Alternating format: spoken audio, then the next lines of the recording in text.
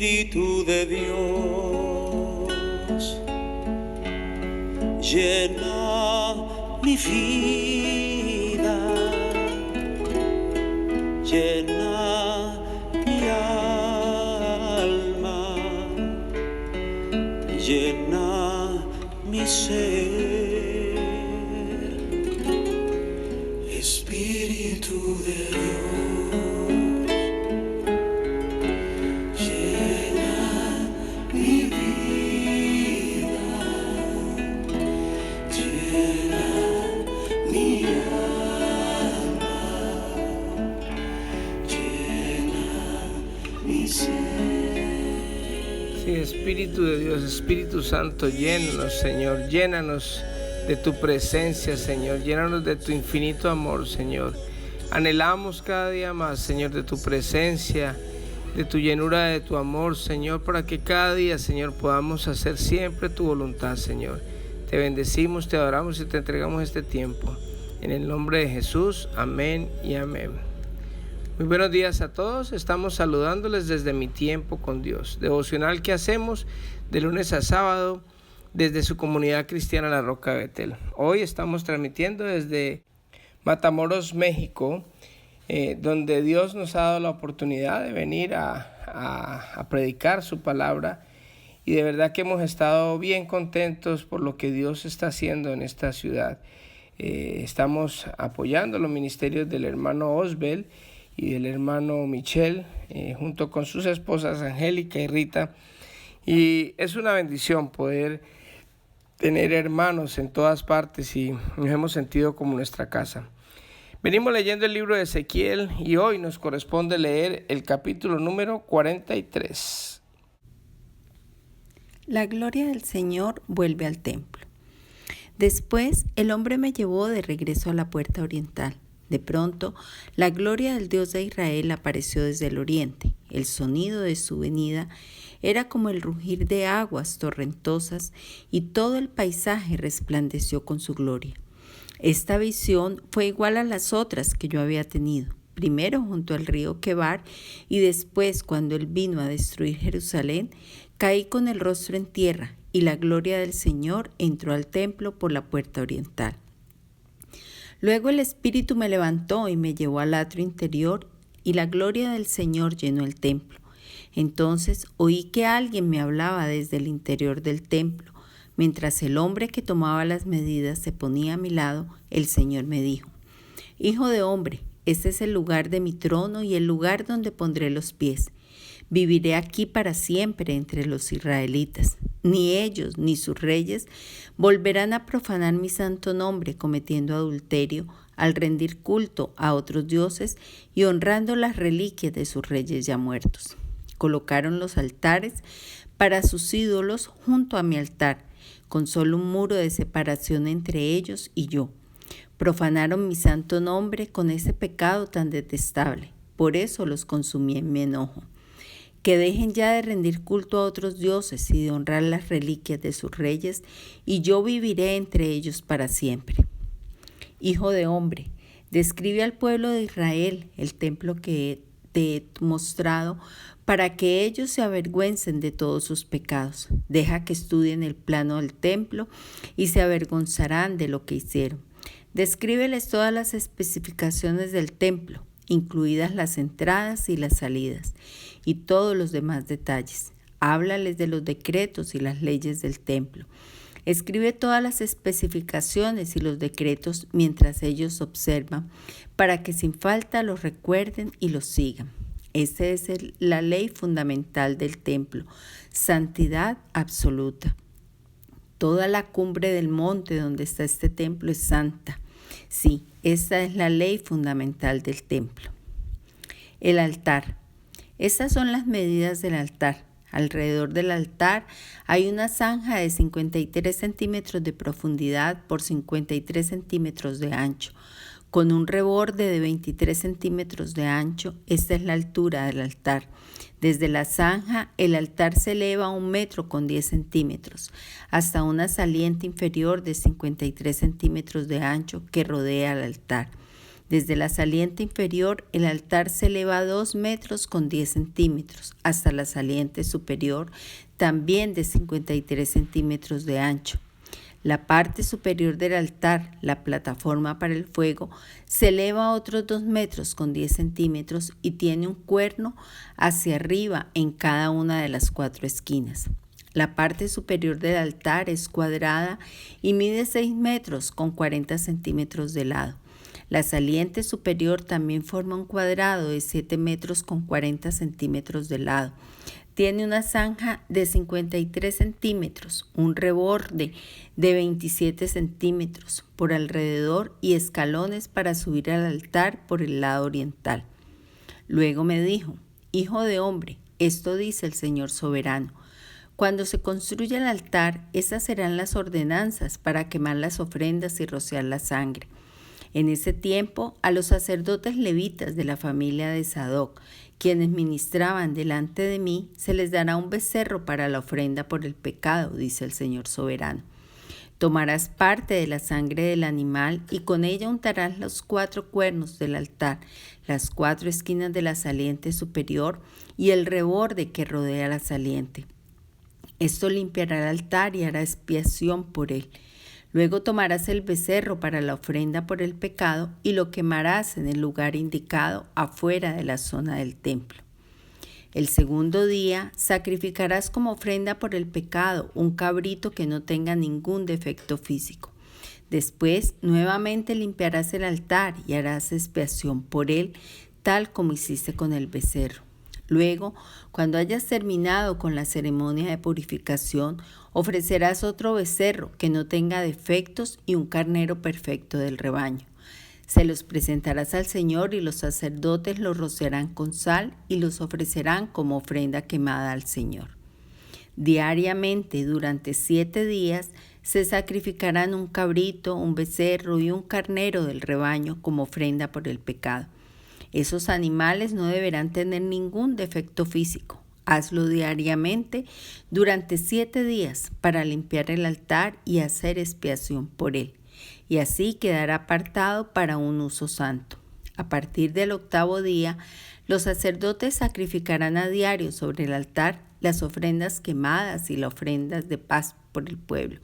Entonces los aceptaré a ustedes. Yo, el Señor soberano, he hablado. Bueno, este es el final del capítulo 43 del libro de Ezequiel y habla de la gloria del Señor vuelve al templo. Recordemos que estos capítulos, esta escritura, se escribió en el año 580, más o menos antes de Jesucristo, en el tiempo en que el pueblo de Israel fue capturado por Babilonia y estaban en el exilio cuando habían destruido al templo y habían destruido la ciudad de Jerusalén y se habían tomado a las personas y las tenían a muchos en el exilio. O sea que el Señor se había alejado, se había apartado del templo por los pecados de la idolatría que tenía el pueblo de Israel y por eso la presencia de Dios ya no estaba en el pueblo. Por eso fue vulnerable el templo y ellos pudieron entrar a Nabucodonosor y destruir y quemar el templo porque la presencia de Dios no estaba ahí. Si Dios no hubiese querido, si la presencia estaba ahí, pues simplemente no hubieran podido hacer absolutamente nada, pero ya no estaba. Pero en este capítulo se va a hablar de la presencia de Dios vuelve al templo, o sea que este templo es el templo que se va a construir en el periodo milenial, donde Jesucristo va a ser el Rey de Reyes, el Señor de Señores y va a gobernar aquí en la tierra por estos 1000 años. Recordemos que esto es lo que hemos venido leyendo desde los capítulos anteriores y mire la casualidad o la diosiolidad, como digo yo, porque nosotros estamos en este momentico en Matamoros, México, y venimos básicamente a inaugurar un nuevo templo, un templo donde la gloria del Señor queremos que y pedimos y oramos que esté en este templo y hoy es ya un hecho, realidad. Ayer estuvimos inaugurándolo, estuvimos muy contentos porque de verdad Dios es bueno y para Dios es muy importante los templos. me dieron la oportunidad de predicar y predicaba algo parecido a esto de que la gloria del Señor y que el templo como es de importante. Mire, los templos son el lugar donde se destinan para uno separar un tiempo en su vida para ir a buscar de la presencia de Dios. A pesar de que Dios, Jesucristo, va a estar gobernando en esa época, Jesucristo quiere que haya un templo donde las personas puedan ir a adorarlo, a buscar de Él. Así que el Señor le muestra a Ezequiel, le da una reseña, le da una visión de la gloria de Él, la presencia de Él. Aparece desde el oriente con un sonido de una venida, era como el rugir de aguas tormentosas y todo el paisaje resplandeció con su gloria. En esa visión el Señor le está mostrando lo que Él había podido ver de cómo va a ser la majestuosidad del Señor en el momento en que Él entre otra vez en la gloria. Acuérdese que al principio, cuando Salomón ya hizo el templo, ahí se vio la gloria de Dios en el templo. También en la carpa, cuando venía la nube y descendía y estaba Moisés o estaba Aarón, estaban ahí, el Señor descendía en forma de nube. Y en esta manifestación es como de trueno, como de lluvia, es un ruido fuerte y se pone brillante esa gloria de Dios. Entonces dice que el Señor entra por esa puerta oriental. Después sigue hablando el Señor y dice que le dijo a Ezequiel, hijo de hombre, dice, este lugar es el lugar de mi trono, el lugar donde pondré los pies. O sea, el Salmo, creo que el Salmo 100 fue el que dice que la tierra es el estrado de los pies del Señor. Y el Señor en este momentico está diciendo que en este templo va a poner los pies y va a vivir aquí para siempre entre los israelitas. O sea, ya ese es el templo final, ese es el punto donde ya no va a volver otra vez a destruirse ese templo, sino que ya va a estar por la eternidad con los israelitas y con nosotros que estamos ahí con Él. Dice, ellos ni sus reyes volverán a profanar mi santo nombre, cometiendo adulterio al rendir culto a otros dioses y honrando las reliquias de sus reyes ya muertos. O sea que el Señor le está diciendo, pues, como ya no va a haber tentación, como ya la maldad se va a acabar en esa época, entonces ya no va a haber idolatría ni va a haber tentación para nosotros hacer cosas que al Señor le desagraden. Y después le dice, hijo de hombre, describe al pueblo el templo que te he mostrado para que ellos se avergüencen de todos sus pecados, que deja que estudien el plano del templo. O sea, le pide el Señor a Ezequiel que vaya y le muestre a la gente y le diga, mire, este va a ser el templo que el Señor va a hacer en el futuro y ahí sí va a estar la gloria. Acuérdese que la gloria se había desaparecido, entonces para que ellos se avergüencen porque sus pecados hicieron que se alejara el Señor del templo. Mire que algo muy importante que dice el Señor, dice que la ley fundamental de ese templo es la santidad absoluta. Toda la cumbre del monte donde está el templo es santa. Sí, esta es la ley fundamental del templo, o sea, santidad absoluta. Mire que el templo no lo hacen las cuatro paredes. El templo no es el techo y es el lugar donde estamos ahí. El templo lo santifica y el templo lo hacemos, somos los que vamos a la iglesia. Porque en este momento el templo de Dios somos nosotros, el cuerpo de Cristo, las personas, porque en nosotros habita el Espíritu Santo. Nosotros somos templo del Espíritu Santo y en este momento habitamos, pero los que santificamos la iglesia o el templo o el lugar o la casa de oración somos nosotros. Y el comportamiento de nosotros es el que va a determinar si el lugar es santo o no, si la presencia de Dios está o no. No es el lugar en sí. El lugar es un simple sitio, es un simple edificio donde no pasa nada con ese edificio, porque la iglesia no es el lugar, sino que la iglesia somos nosotros y nosotros somos los que santificamos o deshonramos el lugar y es nuestro comportamiento. Por eso el Señor dice que esa es la única ley o la ley fundamental para este templo, y es la santidad absoluta. Así que Dios nos pide a nosotros santidad. ¿Y santidad qué es? Es simplemente apartarse del mal, es separar ese lugar. Por eso nosotros tenemos un lugar destinado para la oración en la Roca de Betel.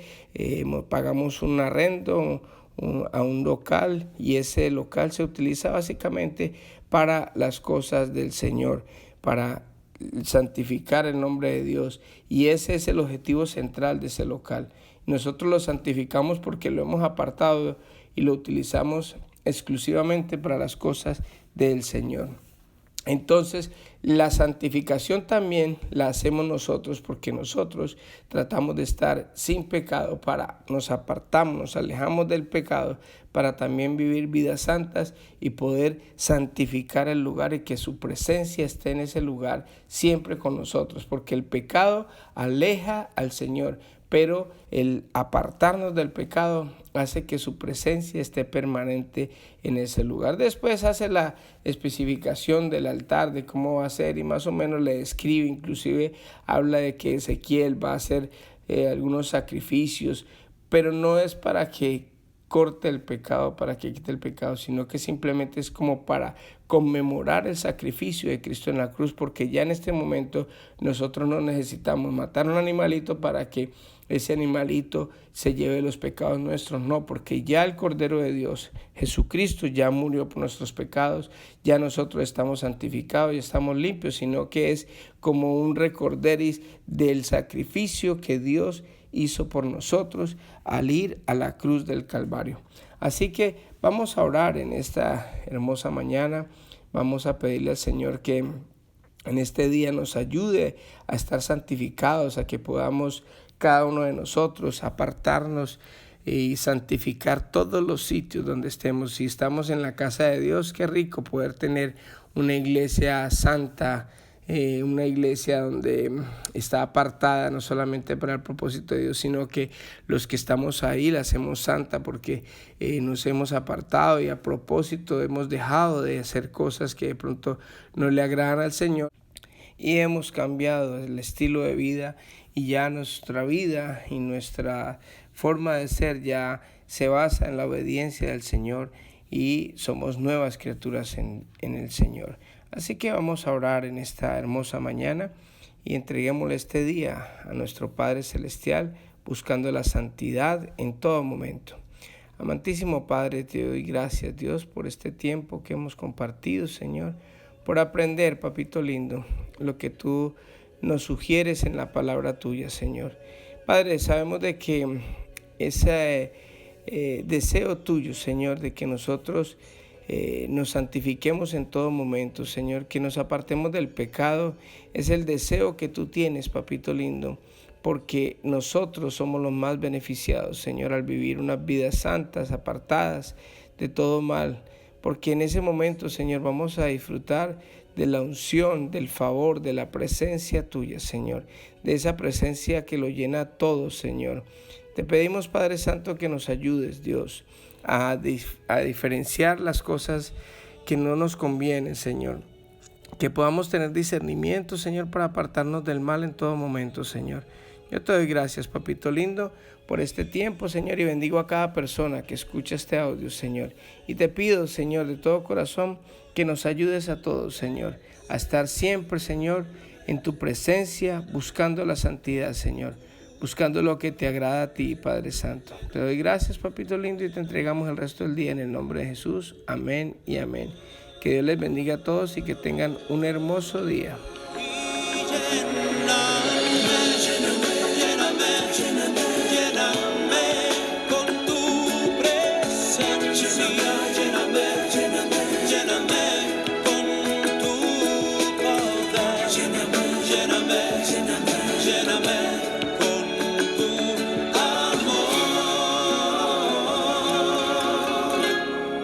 Espíritu de Dios, ven sobre mí.